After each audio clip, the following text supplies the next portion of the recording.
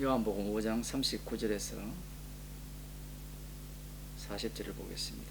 너희가 성경에서 영생을 얻을 줄 생각하고 성경을 상고하거니와 이 성경이 곧 내게 대하여 증거하는 것이로다. 그러나 너희가 영생을 얻기 위하여 내게 오기를 원하지 아니하는도다. 아멘. 많은 사람들이 성경 말씀대로 믿지 않은 주장을 펼칩니다. 누가 봐도 옳은 주장이고 누가 들어도 맞는 주장이죠. 그런데 이런 주장을 펼치는 자가 만일에 악마의 자손이라면 그 주장은 악마의 주장이 되는 거죠.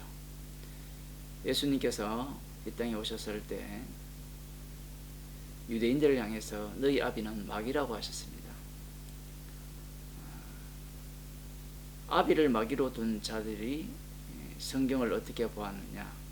그것은 하나님의 말씀이기 때문에 그 말씀대로 보자는 입장에서 성경을 해석을 했습니다. 그런데 놀라운 것은 하나님 말씀대로 정확하게 읽고 보고 그리고 해석할 때 그 결론을 어떻게 맺게 되느냐라고 할 때는 영생을 얻기 위한 성경 해석법이 된다라는 사실입니다. 이것은 예수님의 말씀이에요. 선악과를 따먹은 인간들이 율법을 보고 하나님의 말씀을 대할 때 그 대하는 그 목적은 이미 인간의 몸에 이렇게 정해져 있습니다. 어떻게 하면 영생을 얻을 수 있을까라는 그러한 답을 갖고 성경을 대한다는 거죠. 율법을 주셨을 때 인간이 몸이 거라다는 것은 인간들은 꿈에도 생각하지 못했던 겁니다. 이스라엘 백성들이 구약 성경을 대하는 방식은 하나님의 말씀으로 대하는 방식이죠. 그래서 그 말씀대로 해석하기를 원하였고 그 해석의 결과가 어떠했냐라고 할 때는 결국은 영생 얻는 비법, 그것을 여호와 하나님께서 자신들의 역사를 통해서 말씀하셨다라고 그렇게 생각하는 겁니다. 유월절 어린 양의 피로 출애굽하여서 약속의 땅에 들어가게 되는 과정을 보게 되면 출애굽 세대들이 광야에서 다 진멸을 당합니다. 그들이 진멸당한 이유는 간단하죠. 말씀에 순종하지 않았기 때문입니다. 이러한 과정들이 약속의 땅에 들어간 이후에도 반복됩니다. 비록 약속의 땅에 들어갔지만 그들이 우상 숭배하였고 율법에 위반하는 삶을 살았기 때문에 여호와 하나님께서 그들을 바벨론 포로로 이렇게 잡혀가게 하신 거예요. 그리고 바벨론 포로에서 돌아왔습니다. 돌아왔을 때 70년 만에 돌아온다라는 에레미야 선지자의 예언대로 돌아왔을 때 그들이 기대하는 나라가 세워지지 않았습니다. 그리고 70년이 71회로 바뀌었음에도 불구하고 그들은 그 71회를 자기들을 위한 그 하나님 나라가 세워질 것이라는 그런 소망을 두고 기다리고 있었던 거죠. 그래서 예수님 당시 유대인들은 이러한 역사적 과정을 이렇게 돌아보면서 자신들이 어떻게 살 때 하나님께서 약속하신 그 메시아 왕국에 들어갈 수 있는가, 거기에 대해서 그들은 연구를 한 겁니다. 거기에 대한 답은 간단하죠. 말씀대로 사는 겁니다. 의로운 자만 들어갈 수 있는 곳이 천국이기 때문에 그러한 자들이 지금 예수님 앞에 섰을 때 그들은 어떤 모습을 보이느냐라고 할 때는 악마의 모습을 보이죠. 악마의 모습이라 하니까 뭔가 사악한 모습이다 이래 생각할지 모르지만 율법을 갖고 예수님을 공격하는 겁니다. 예수님께서 분명히 이렇게 말씀하셨죠. 너희가 성경에서 영생을 얻는 줄 생각하고 성경을 상고하거니와 이 성경이 곧 내게 대하여 증거하는 것이다. 말이 안 되는 이야기거든요. 구약 성경 어디를 보더라도 성경이 예수님을 증거한다. 율법이 예수님에 대해서 증거한다. 모세가 예수님을 증거한다 라는 내용이 없습니다. 유대인들이 볼 때 예수님의 성경 해석법은 성경대로 한 것이 아니라 예수님 중심으로 성경을 해석한 거예요. 마치 이것은 어떤 느낌인가 하면요, 우리 모든 인간들이 나 중심으로 성경을 보는 것과 같은 입장이죠. 그래서 유대인들은 자기 중심으로 성경을 해석하는 것이 아니라 여호와 하나님 중심으로 성경을 해석하는 거예요. 그 여호와 하나님 중심으로 성경을 해석했기 때문에 결론이 무엇인가 하면 말씀대로 살면 영생을 얻을 수 있다라는 겁니다. 그런데 예수님의 성경 해석법은 철저하게 예수님 중심이에요. 예수님 자기 중심으로 성경을 해석하는 겁니다. 그러니 말씀대로라고 주장하는 자들은 예수님의 성경 해석법을 용납할 수도 없고 이해할 수도 없는 겁니다. 예수님의 죽으심을 증거하기 위해서, 예수님의 그 십자가의 능력을 증거하기 위해서, 그 공로를 증거하기 위해서 이 세상을 만들었고 이스라엘을 만들었다고는 상상을 못하는 거예요. 율법을 주신 이유가 모든 사람을 저 아래 가두기 위해서, 그 가두어진 그 모습이 어떤 식으로 드러나느냐 할 때는 율법을 지킴으로 말미암아 예수님을 핍박하고 죽이는 모습으로 그들은 자신들의 실체를 드러내죠. 그런데 그들은 자신들이 하는 일들이 무슨 짓인지 알지 못하는 겁니다. 자신들은 하나님의 뜻대로 행했고 율법대로 행했다라고 생각하는 거예요. 성경이 예수님에 대해서 증거하고 있다는 사실은 꿈에도 생각지 못하는 겁니다. 예수님께서 안식일을 범하였고 안식일의 주인이 예수님이라고 했을 때 유대인들의 입장에서는 용납할 수 없는 겁니다.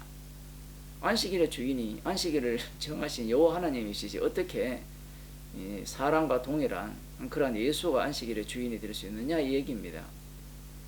그리고 율법 자체가 모세도 마찬가지지만 어떻게 예수님을 증거하고 있고 예수님을 소개하는 말씀이냐는 거죠.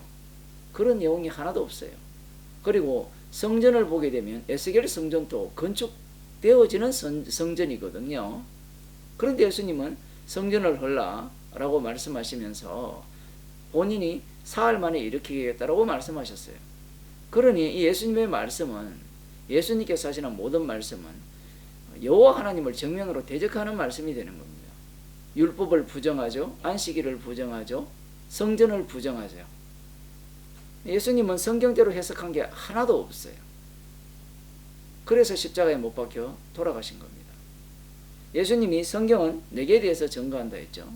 그렇다면 신약 성경은 누구에 대해서 증거할까요? 역시 예수님에 대해서 증거합니다. 그런데 사람들은 신약 성경을 해석할 때 신약 성경을 어떻게 해석하느냐라고 하면 유대교식으로 해석을 해요. 예수님의 십자가의 피로 구원받았다는 겁니다. 그 구원받은 이후에 우리가 어떻게 살아야 되는가, 그 내용들이 바울의 명령법을 통해서 우리에게 명령하고 있다라는 겁니다. 그래서 우리는 서신서에 나오는 많은 명령법들을 지켜야 한다는 거죠. 왜냐하면 말씀대로 살아야 되기 때문에 그렇죠. 그런데 이런 논리라면 구약 이스라엘도 동일하잖아요. 그 동일한 입장에서 말씀대로 살자고 했기 때문에, 살아야 한다라고 했고 살았기 때문에 예수님의 말씀을 받아들일 수 없었던 거죠. 마찬가지입니다. 분명히 예수님이 모든 성경은 예수님에 대해서 증거한다 했으면 모든 명령법들이 다 예수님에 대해서 증거하는 말씀으로 이해를 해야 되는데 그렇게 이해되지가 않는 거예요. 왜냐하면 인간이 나름대로 양심이 있거든요. 이 양심은 누가 줬는가 하면 악마가 줬거든요. 악마가 준 양심인데 그 양심이 누구를 향해서 지키려고 하는가 하면 하나님을 향해서 지키려고 하는 거예요. 하나님이 주신 말씀이기 때문에 우리가 무시할 수 없다는 겁니다. 그래서 이 구약은 우리가 지키지 않는다 할지라도 예수님께서 십자가 달려 죽으시고 부활하신 이후에 사도들을 통해서 주신 이 명령은 우리가 지켜야 한다는 겁니다. 이게 말이 되나요? 그러면 구약의 율법은 누가 말씀하셨어요? 구약의 율법은 예수님이 말씀하신 게 아닙니까? 구약의 율법도 예수님이 말씀하셨고 신약의 율법도 예수님이 말씀하셨다면 다 지켜야죠. 그러면 왜 이들이 지키려고 하느냐? 역시 마찬가지입니다. 너희가 성경에서 영생을 얻는 줄 생각하고 성경을 상고한다는 거예요. 이 말씀이 예수님 당시 유대인에게만 해당되는 것이 아니라 이후에 모든 인간들에게 동일하게 해당되는 말씀이에요. 인간들은 성경을 보면 영생을 얻을 수 있다라고 생각하는 거예요. 이것은 몸 자체가 영생을 원하기 때문에 그렇습니다. 여기에서 어떤 인간도 빠져나갈 수 없어요. 그 다음 구절을 보면 그러나 너희가 영생을 얻기 위하여 내게 오기를 원하지 아니하는도다. 이 말씀을 하시니까 더더욱 인간은 영생을 얻기 위하여 성경을 읽게 되고 영생을 얻기 위하여 예수님께 가게 되죠. 목적이 어디에 두어지게 됩니까? 자기 구원, 자기 영생이죠. 분명히 성경은 예수님에 대해서 소개한다 했죠. 그러면 그 예수님에게서 나오는 영생, 예수님에게서 나오는 지옥, 이것을 지금 말씀하고 계시는데 사람들은 또 어떤 마음을 품는가 하면 영생을 얻기 위해서 예수님께 가는 거예요. 악마가 심어준 자아를 부인할 수가 없는 겁니다.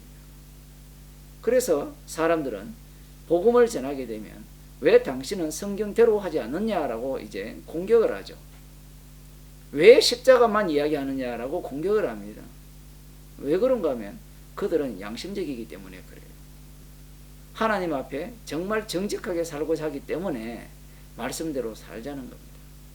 그렇게 산 자들이 예수님을 십자가에 못 박아 죽였습니다. 기도하겠습니다. 하나님 아버지, 성령이 없다 보니 말씀대로 살자는 그 양심의 소리가 예수님을 십자가에 못 박아 죽이는 그러한 결과를 초래한다는 것을 저희들에게 알려주심을 감사드립니다. 날마다 성령의 인도하심을 따라 십자가의 피공로를 자랑하며 감사하는 주의 백성으로 살게 하옵소서. 예수님 이름으로 기도드리옵나이다.